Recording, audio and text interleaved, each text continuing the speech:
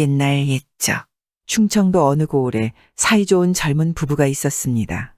그런데 부부가 하루는 아내의 친정을 가려고 깊은 산골짜기를 지나가다 무서운 도적패들을 만났지요.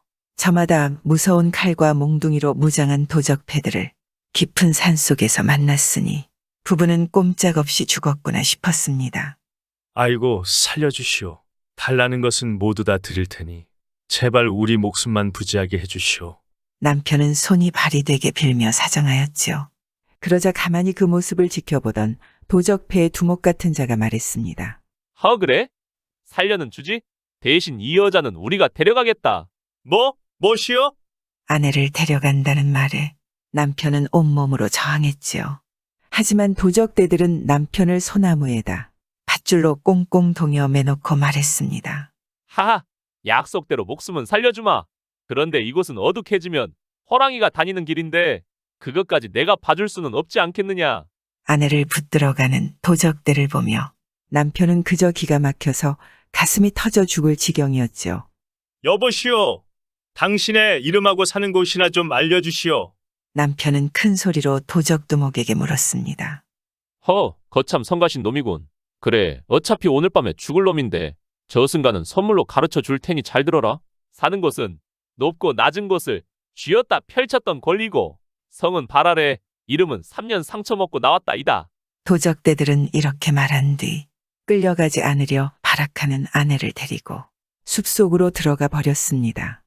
그리고 부인이 떠나간 자리에는 부인이 아끼던 놀이개만이 떨어져 있었죠.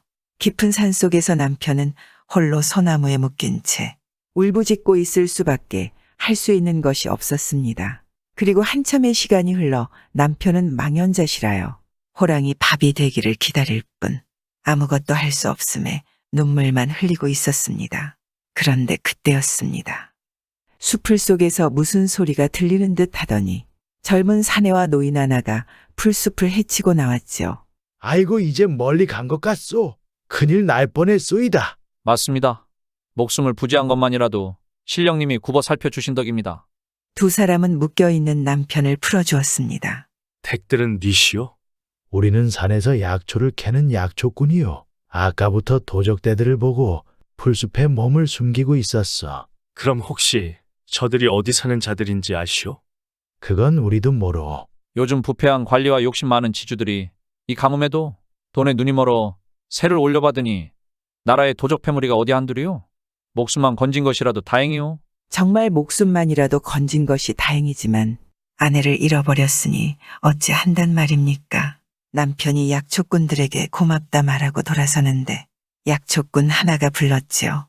이보시오. 잠깐 이거 가지고 가시오. 당신 부인이 떨어뜨리고 간 것이오. 남편이 돌아서 보니 그것은 부인이 아끼던 놀이개였습니다.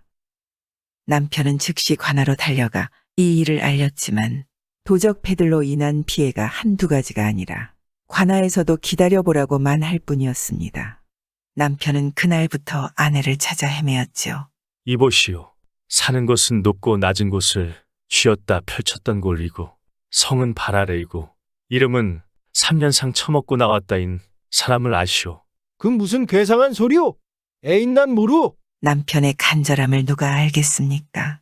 사람들은 그러한 사정도 모르고 남편을 그저 미친 사람 취급하였지요. 남편은 아무리 그래도 포기할 수 없었습니다. 우연이라도 아내를 만날까 전국을 이잡듯이 찾아다녔지요. 그러던 하루는 어느 마을 어귀에서 어린아이들이 임금과 신하 놀이를 하고 있는 것을 보았습니다. 그래 남편이 가만 보니 임금된 아이에게 신하 노릇하는 아이들이 물으면 임금된 아이가 신하에게 무식하다 꾸짖으며 훈계하고 아이들은 뭐가 그리 재미있는지 맞장구를 쳐가며 웃고들 있었지요.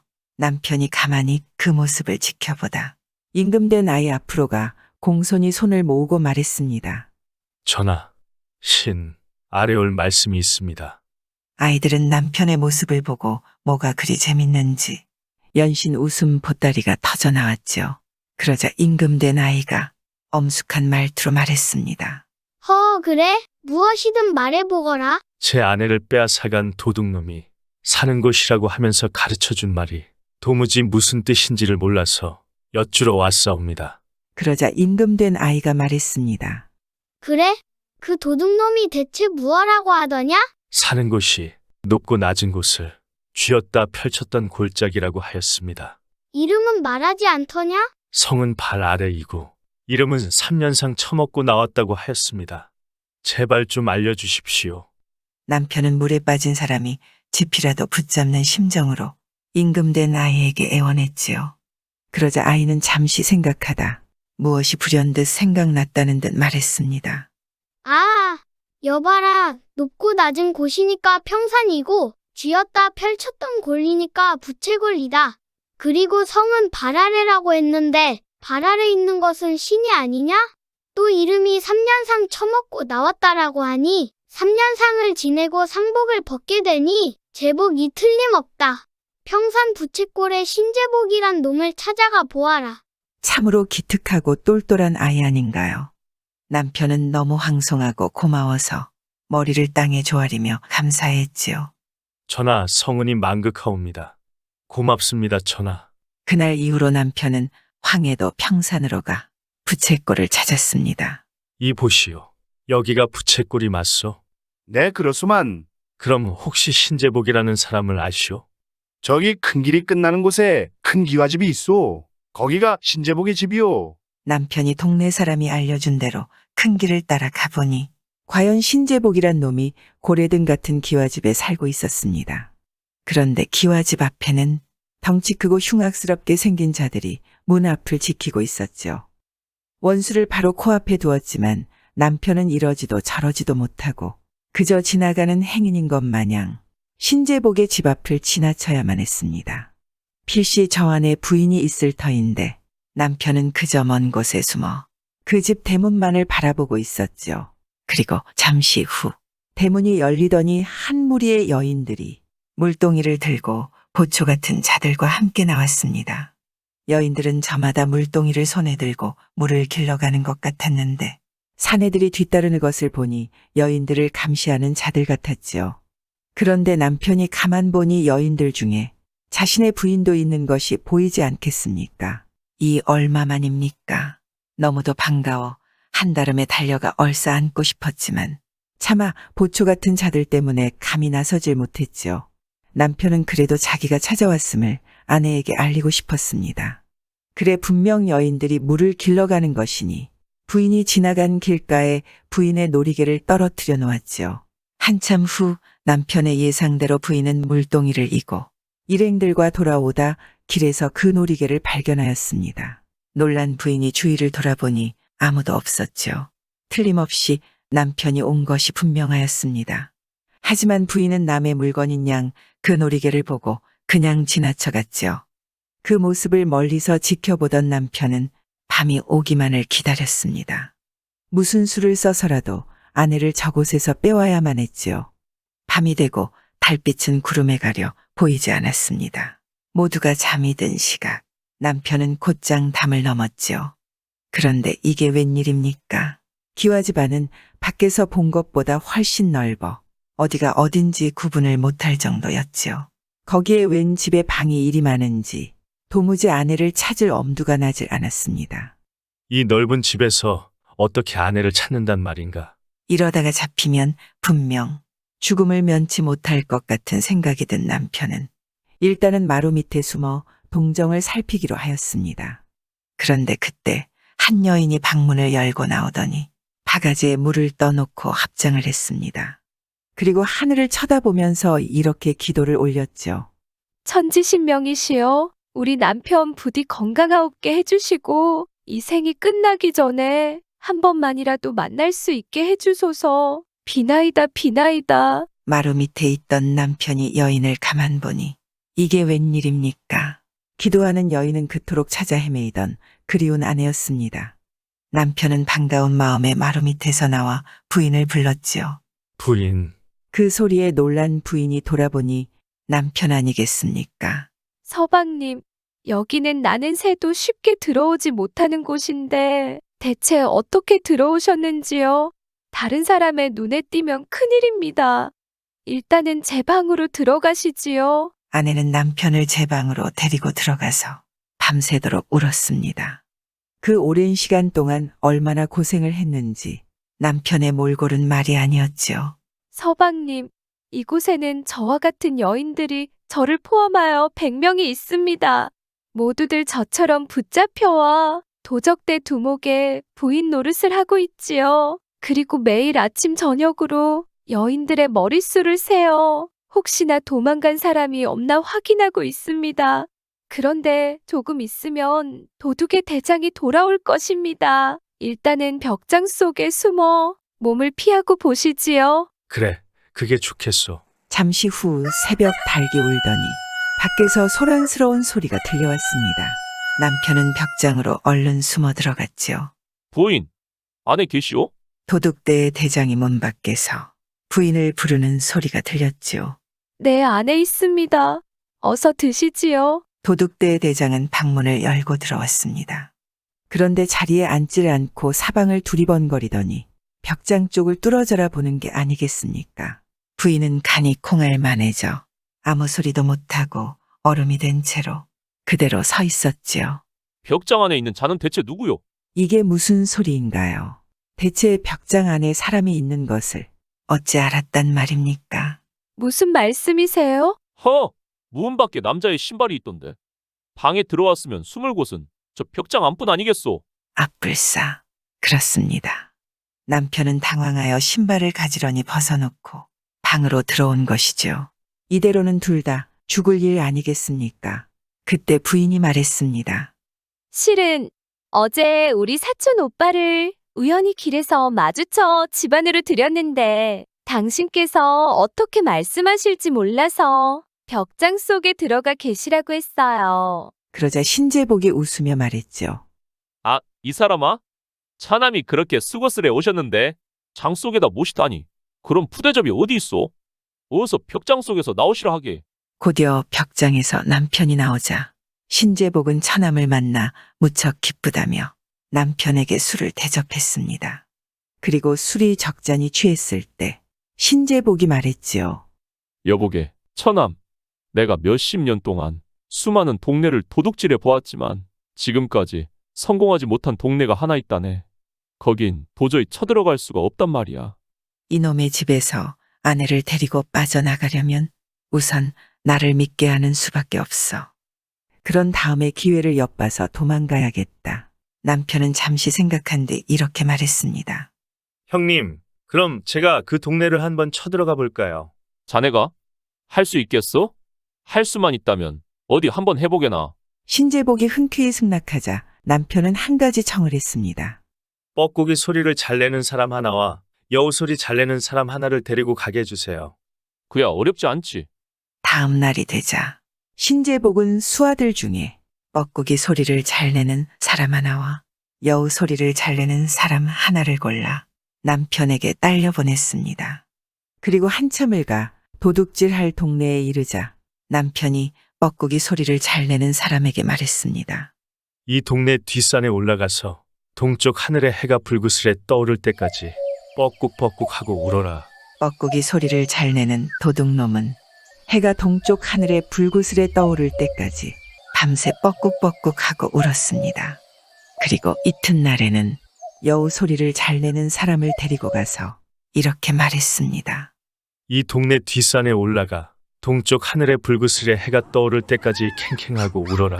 여우 소리를 잘 내는 도둑놈은 밤부터 해가 뜰 때까지 캥캥하고 여우처럼 울었습니다. 그렇게 한 달 동안 뻐꾸기와 여우가 번갈아 가며 밤새 울어대니 동네 사람들이 동요되기 시작하였습니다. 마을 사람들은 저마다 불길한 일이라며 큰일이 났다며 야단법석을 떨었지요. 남편은 나그네 행세를 하고 그 동네로 갔습니다. 동네 사람들은 근심이 가득한 얼굴을 하고 이야기를 나누고 있었지요. 뻐꾸기하고 여우가 번갈아 가며 울어대니 이 무슨 일이야? 아무래도 불길해. 남편은 동네 사람들 틈에 가서 물었습니다. 이 동네에 무슨 큰일이라도 생겼습니까? 제가 점을 좀 배웠습니다. 이 동네에 무슨 일이 벌어진 것 같은데 말씀해 주시면 점이라도 한번 봐드리겠습니다. 남편의 말을 들은 동네 사람들은 그제야 동네에서 일어난 이상한 일을 말해 주었지요. 지난 한 달 내내 동네 뒷산에서 하루는 뻐꾸기가 밤새도록 울고 하루는 여우가 밤새도록 울기를 반복하니 대체 이 무슨 일인지 모르겠소. 남편은 이 말을 듣고 아주 큰일이라도 난 듯 이 사람들 앞으로 바짝 다가앉으면서 말했습니다. 네, 그렇군요. 어디 점을 한번 쳐봅시다. 남편은 진짜 점쟁이처럼 한참 동안 중얼중얼 점치는 신용을 했습니다. 이런. 옛부터 이 마을을 지키던 신령님께서 마을 사람들이 받기만 한다고 노하셨소. 아무래도 제사를 크게 지내야 할 것이오. 그런데 이 제사에는 어린애들은 물론이고 한 사람도 빠짐없이 참석해야 합니다. 동네 사람들은 크게 기뻐하며 이 사람이 말한 대로 산에 가서 제사를 지내겠다고 했습니다. 그러자 남편이 다시 집으로 돌아가서 신제복에게 말했습니다. 형님, 내일 아무시에 그 동네로 가보시오. 이튿날 부하들을 데리고 그 동네에 간 신제복은 깜짝 놀랐지요. 도대체 어찌 된 일인지 마을에는 사람 하나, 개 한 마리조차 보이지 않았습니다. 도둑놈들은 마음에 드는 재물을 하나도 남겨두지 않고 죄다 가져왔습니다. 신제복을 비롯한 여러 도둑놈들이 몇 해 동안 여러 차례 쳐들어가려 해도 번번이 실패했던 이 동네를 이렇게 감쪽같이 털게 되자 신제복은 남편을 철석같이 믿기 시작했습니다. 그리고 얼마 뒤 남편은 신제복 다음으로 입김이 세졌지요. 어느 날 신제복이 남편에게 이런 말을 했습니다. 여복의 처남, 여기서 멀지 않은 마을에 쳐들어가려고 수년 동안 벼르고 있었는데 도무지 지키는 이가 많아서 쳐들어갈 수가 없었다네. 처남이 한 번만 더 수고하여 주게. 오냐, 드디어 내 아내를 데리고 이곳을 도망칠 기회가 왔구나. 남편은 신제복의 청을 쾌히 승낙하고는 가죽 포대를 많이 마련해 달라고 하였습니다. 무슨 훌륭한 꾀를 피우려나 보다. 이렇게 생각한 신제복은 부하들을 시켜 가죽 포대를 잔뜩 마련했습니다. 그리고 다음 날 남편은 가죽 포대를 가지고 도둑떼들과 함께 그 동네로 갔지요. 그리고 마을 뒷산 연못가에 이르자 남편은 도둑놈들에게 모두 가죽 포대 속에 들어가 있으라고 말했습니다. 신제복의 부하들은 가죽 포대에 들어가기를 주저했지만 신제복이 이 모습을 보고 말했지요. 이놈들아, 예전에 우리 처남 덕분에 그 동네를 감쪽같이 먹어 삼킨 것이 생각나지 않느냐? 이번에도 요전처럼 맛있게 이 동네를 홀딱 삼키려면 내 말을 잘 들어야 된다. 내까지 것들이 우리 처남의 훌륭한 꾀를 어찌 알겠니? 신제복은 부하들에게 가죽 포대 속으로 들어가라고 말한 뒤 자기부터 가죽 포대 속으로 들어갔습니다. 뒤이어 신제복의 부하들도 모두 포대 속으로 들어갔지요. 곧이어 남편은 가죽 포대를 하나하나씩 실로 잡아맸습니다. 이렇게 도둑놈들을 밖으로 나오지 못하게 한 뒤 관하로 뛰어들어가서 사또 뵙기를 청한 남편은 사또에게 그간의 일들을 얘기하였지요. 그러자 사또는 즉각 명했습니다. 관아의 모든 병사들을 준비시켜라. 지금부터 도둑대 무리를 소탕하러 간다. 사또와 나졸들은 남편을 따라 연못가로 갔지요. 연못가에는 과연 수십 개의 가죽 포대가 놓여 있었습니다. 남편은 가죽 포대들을 가리키면서 말했습니다. 저 가죽 포대 속에 있는 놈들은 그동안 수많은 부녀자들을 납치하고 온갖 강도질과 도둑질을 일삼아온 자들입니다. 부디 모두 붙잡아다 천벌을 받게 해주소서. 사또는 병사들에게 가죽 포대를 하나씩 풀어보도록 하였죠. 그랬더니 과연 도둑의 무리가 그 안에 있지 않겠습니까? 그리고 곧이어 신제복의 집으로 병사들이 들이닥쳤습니다. 과연 집안에는 납치되어 온 100명의 여인이 있었고 창고에는 도둑질로 쌓아놓은 온갖 보물과 곡식들이 가득했지요. 사또는 그것들을 모두 몰수하였고 도둑대장 신제복은 부하들이 보는 앞에서 목이 날아갔다 합니다.